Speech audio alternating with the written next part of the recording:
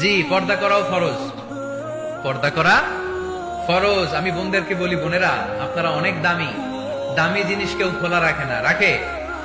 আমার যদি 50,000 টাকার একটা বান্ডিল থাকে, আমি কি এদিকে অর্ধেক এদিকে অর্ধেক বাইর করে রাখবো? আমি একবারে ভিতরের পকেটে রাখবো, ঠিক কিনা? আমার যদি হীরার জহরতের কিছু জুয়েলারি বা অর্নামেন্টস থাকে, আমি কি এটা হাতে নিয়ে ঘুরবো? না, একেবারে ঘরের ভিতরে সিন্ধুকের ভিতরে তালা মেরে রাখি। তার মানে যেটার দাম বেশি, মর্যাদা বেশি, ওইটার প্যাকেটও নারীদের মর্যাদা বেশি না কম?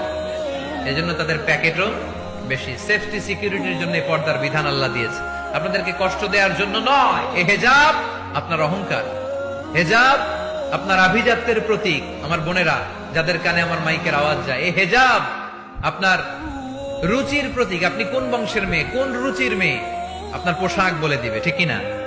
বোরকা পরা একটা মেয়ে যখন রাস্তা দিয়ে হেঁটে যায়, কত ভদ্র লাগে, কত মায়া লাগে। শ্রদ্ধায় আর সম্মানে মাথাটা নিচু হয়ে